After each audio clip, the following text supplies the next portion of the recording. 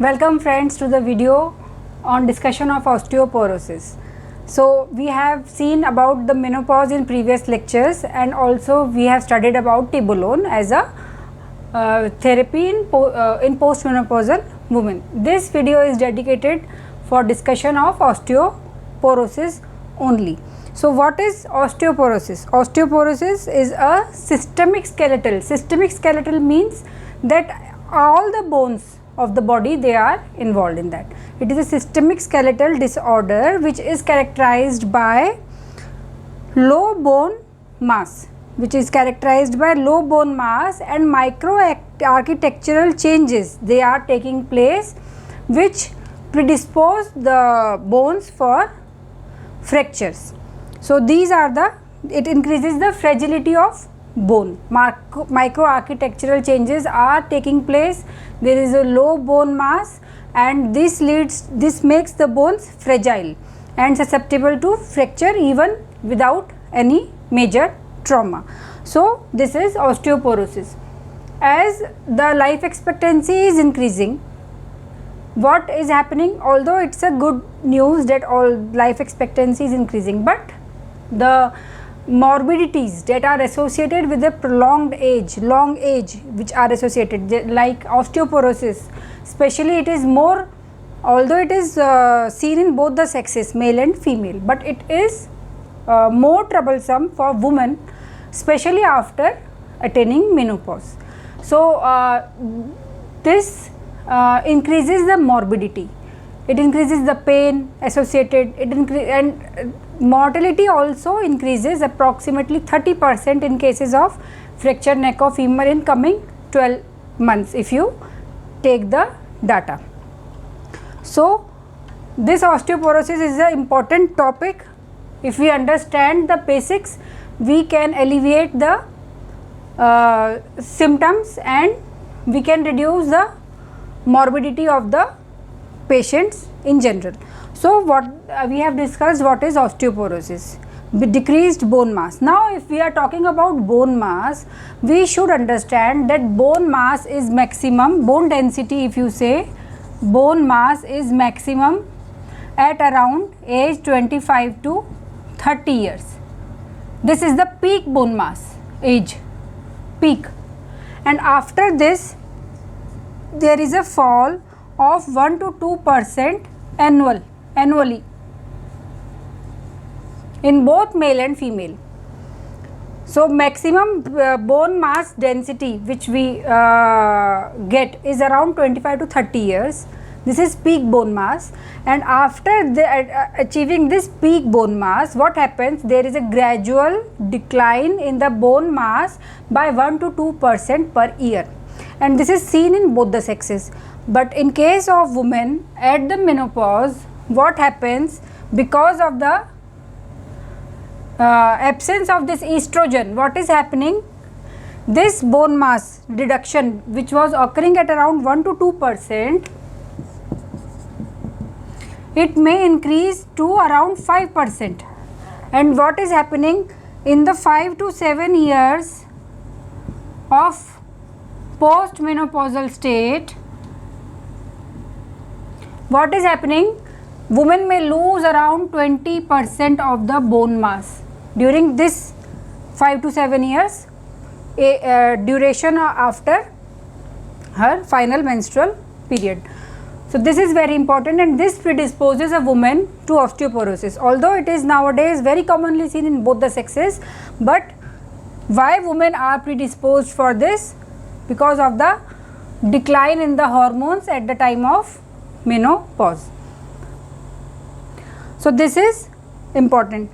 Now let us compare two subset of women, those who are having natural menopause, and another subset, those who are having premature menopause or ovarian or surgical menopause, or suppose after radiation or chemotherapy induced, if they are having induced. What is happening in cases of natural menopause? Osteoporosis, although it is there, but it is not very much profound. In cases if it is premature ovarian function loss, that is what we call premature menopause, less than 40 years of age, or if it is induced either surgical or radiation or chemical induced, chemotherapy induced, in those cases this osteoporosis is even more profound, and which leads the woman at higher risk for these fragile fractures also. So this is important. So definitely if we are getting a woman who either has a premature menopause or induced menopause, then we should always think about that she is very much high risk for developing this osteoporosis, and we should always think for its prophylaxis. So now next, this most common site for fracture for osteoporosis is spine, then fracture neck, upper femur end, mostly it is fracture neck of femur, and the distal forearm fractures. So these are the three most common sites of fractures because of this osteoporosis. And although the osteoporosis is common in both, but because of this menopausal effect, women, they have 2 to 3 times more incidence of fractures. They have 2 to 3 times more incidence of fracture as compared to men. So this was about the general discussion. Now what is the pathogenesis? It is said that estrogen has receptors in bone. Estrogen receptors are present in bone, and these findings later make us to understand why this osteoporosis is occurring, because of is increased because of the menopause. So increased reactive oxygen species with age, they also play a role.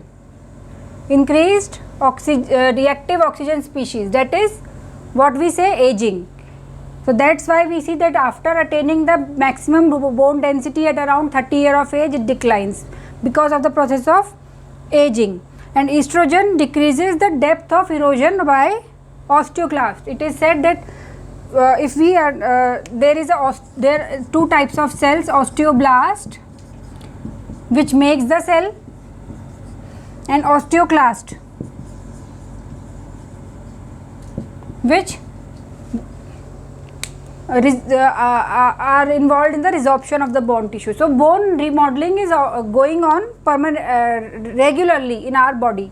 So osteoblasts are working, osteoclasts are working. When they are working in proportion, it will be okay. But when osteoclast activity is increased, bone resorption is more than bone production. At that time, this osteoporosis develops. So osteoclast activity is increased after estrogen is removed from the system, because estrogens, they prevent deeper penetration of this osteoclast. This is important to know why women are more at risk at the time of menopause. There are also said that interleukin 1 and tumor necrosis factor alpha, they are derived from bone marrow macrophages, and they stimulate this bone resorption, they stimulate this osteoclast. Interleukin 1 and tumor necrosis factor alpha. And estrogen, what they do, they decrease them. Estrogen, they decrease them. So they are not, in the absence of estrogen, they stimulate more of osteoclast, and also osteoclasts, they go deeper into the bone. So there is more of the resorptive action which is taking place. Along with estrogen, androgens, they do play a role, but it is not a direct action. Androgenic action is not direct on bone. Possibly it is that androgens are converted to estrogen in the periphery, adipose tissue, peripheral adipose tissue.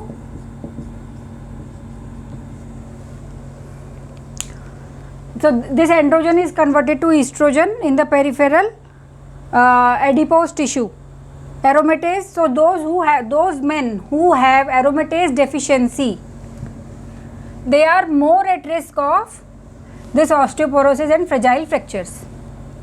This is important to know in among males. Now coming to diagnosis and monitoring. So most important is how to diagnose. First of all, we know risk factors. What are the risk factors for osteoporosis? We all know it is low weight, sedentary lifestyle, low calcium intake during the entire life.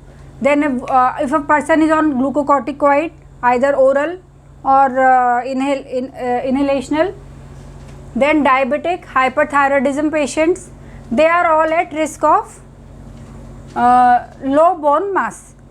Multiparity, prolonged breastfeeding, these are all risk factors which make the woman at risk for developing this osteoporosis. If you see that there is a risk factor and she comes to you, how the diagnosis is made? It is by DEXA scan, DEXA, DEXA scan, dual energy X-ray absorptiometry. This is dual energy X-ray absorptiometry. This scan is done at 3 sites, at lumbar region, then upper hip region and dorsal this forearm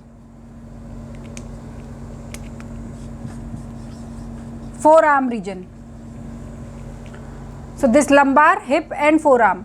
WHO says this osteoporosis definition, DEXA scan less than minus 2.5 SD at this lumbar region. Some studies they use hip site, some studies they use lumbar site. So these are the 3. If you want to diagnose, better do a lumbar region because WHO has defined this lumbar region, and if you can do all the 3 sites, it's okay, it's good. Now DEXA is the investigation of choice. We get dual energy X-ray absorptiometry, and what do we get? It is expressed in T scores and Z score. This is very important. Please make a detailed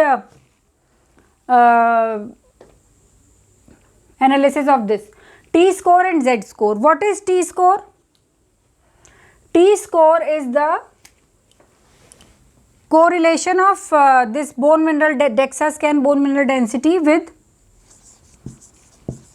age young adults. That means when they are having peak mineral density, peak bone mass. And in Z score, it is expressed comparison with the age matched population. Age matched population. Same age. Suppose we are doing a DEXA scan of a 40-year person, we will compare it with 40-year control data we have. But T scores are expressed when we compare it with young adults. So in case of postmenopausal women, postmenopausal T scores are used. In case of premenopausal, Z scores are used. So this is the difference between T score and Z score.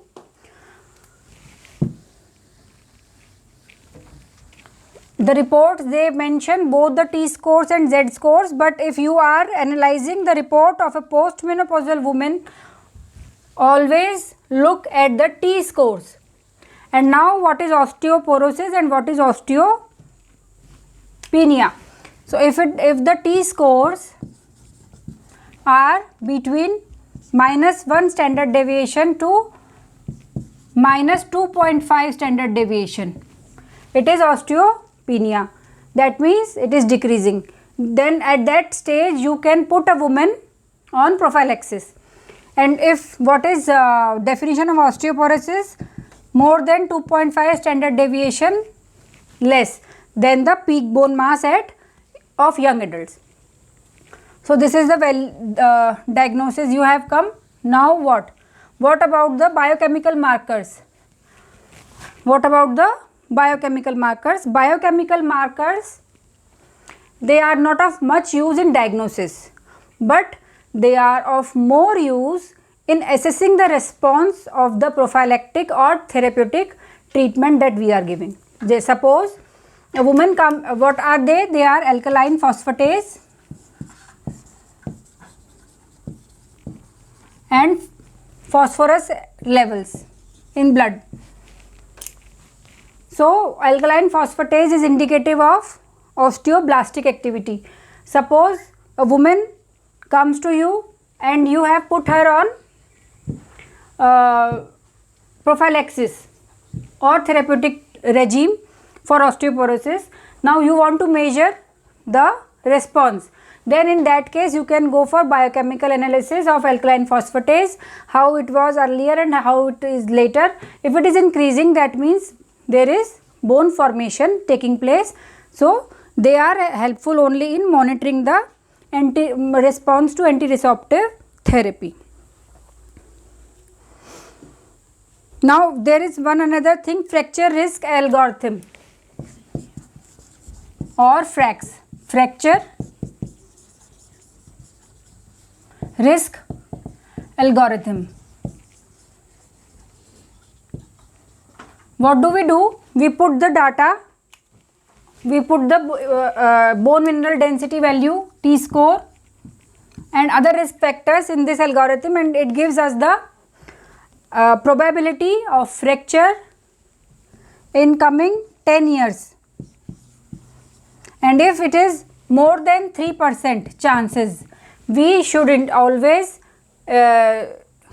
initiate the anti-resorptive therapy. That means she is at risk. What you need to remember in this FRAX algorithm, bone mineral density level of hip is filled. It requires the data at the hip level. But when you go for diagnosis, according to WHO, you take the data of lumbar spine. So this FRAX will give the idea about the fracture at hip level, and it does not indicate about the fracture at spinal level, vertebra. So this is the limitation.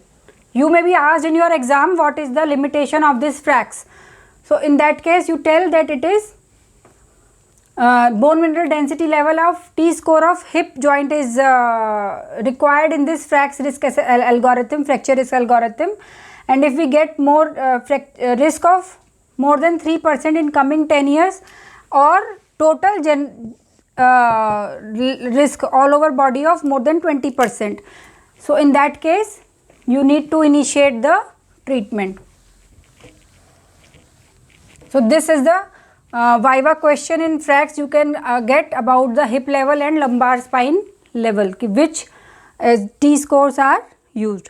Now coming to prevention and treatment. We have got the risk factors, we have got the bone mineral density value, and suppose we have also done this FRAX levels. Now we want to go for prevention and treatment. So general guidelines that you are going to tell the person that increase your dietary calcium. It is better to take it from dietary sources rather than supplemental. If he or she cannot take dietary sources as much required, then you can add supplemental, but straight away supplemental is not added. Now what next? You give them the vitamin D also around 1000 international unit per day.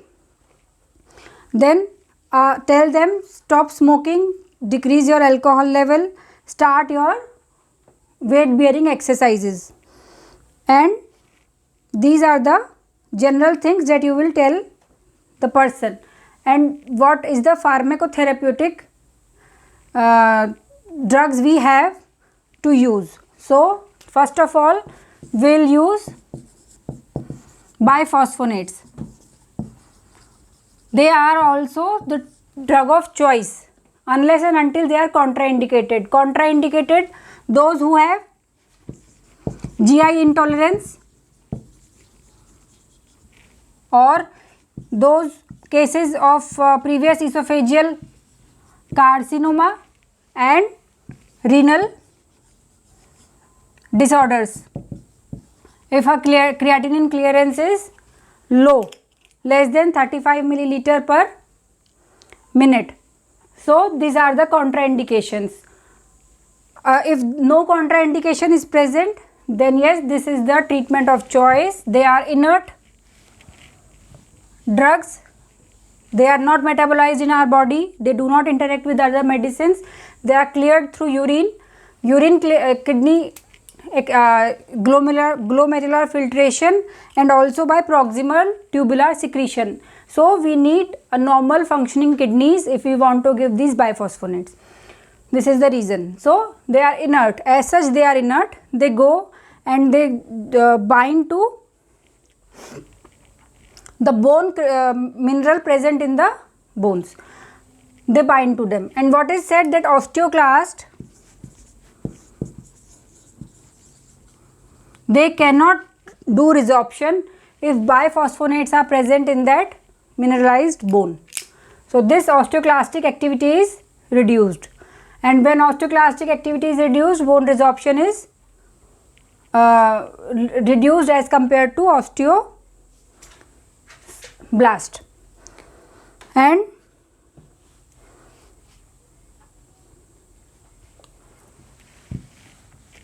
this is the biphosphonate. There are various generation of biphosphonate. First was the etidronate. It is now no longer in use. Etidronate. Then second generation came and third generation came. What is the advantage with these biphosphonates? Risedronate. And the third generation is ibandronic acid, alendronate, and zoledronic acid. They can be given weekly doses. 35 milligram weekly dose for prevention, 70 milligram for treatment. In case of ibandronic acid, it is monthly. And zoledronic acid is a intravenous. It is given and either yearly for treatment and 2 yearly for prophylaxis. So these are the biphosphonates, which is the anti-resorptive treatment of choice, provided the contraindications are not present. What we should always remember, they are also used in cases of carcinoma, and in cases of carcinoma it has been seen that it increases what they do, jaw osteonecrosis is seen. So you have to be careful. And also a typical fracture of femur, rarely it is seen, and this typical fracture of femur is preceded by groin pain or upper thigh pain. So we have to keep this in our mind. Now what next? Calcitonin. After this biphosphonates, what do we get? Calcitonin. Calcitonin, it is a costly item. It is either given IV or intranasal. When we give intranasal sprays, it may lead to rhinitis. And what is the only indication? They inhibit the osteoclast. Calcitonin inhibit the osteoclast. And what is the only indication of calcitonin nowadays? it is less potent anti-resorptive therapy as compared to biphosphonate and as compared to estrogen. So it is not used everywhere, but one condition where it is of more importance is those who have chronic pain, because it has got analgesic action also. So those women who are having chronic pain, men or women who have chronic pain along with this osteoporosis, we better use this calcitonin. In those cases it has got the best outcome. Now estrogen agonist or antagonist, SERMs, what we call SERMs. SERM, raloxifene, selective estrogen receptor modulator. Raloxifene is the only SERM which is approved for this anti-resorptive therapy. Tamoxifen was the first SERM. It was the first SERM which was introduced into the market, but it was associated with increased chances of endometrial carcinoma. So it is now not recommended. Raloxifene, it has got no effect on endometrium. This raloxifene, what is it is? It has got estrogenic agonist action at the level of bone. Raloxifene has got the estrogenic action at the level of bone and in liver, and anti-estrogenic action at the level of breast tissue, and no action at the level of uterus or endometrium, we can say.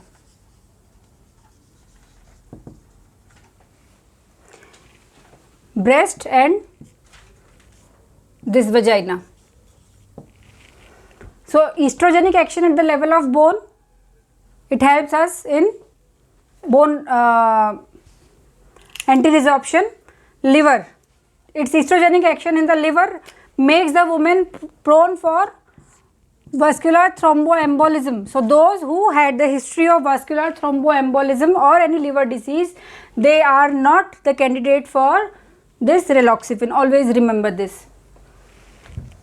And hot flushes, they are also more commonly seen with the use of this raloxifene. So this tamoxifen is not nowadays used. Only SERM which is approved for anti-resorptive therapy is raloxifene. Now what is next? Parathyroid hormone or teriparatide. Parathyroid hormone, marketed as teriparatide. It is given subcutaneously daily. Daily subcutaneous injection is given. So that's why it is not of very good medicine for this. Only cases where this is used, those who have not responded to this biphosphonates or the calcitonin. Those, they are the candidate who are not responding to biphosphonates. They are the candidate for teriparatide. Also there is a risk of osteosarcoma with the use of this medicine. So it is of limited use, and the use is very much defined only where the other treatment are not having the effect. And the last one is in our it is rank ligand inhibitors. Rank ligand inhibitors or denosumab. It is also of limited use. It is given subcutaneously every 6 months and of limited use. Now combination therapy, biphosphonates in women, usually biphosphonates are used along with estrogens. Along with estrogen, progestins, they have not much of any use, although they increase the bone mineral density, but because of the other side effects, they are not used as anti-resorptive therapy. And sodium fluoride is also not recommended for the treatment of osteoporosis. And phytoestrogens, what about phytoestrogens?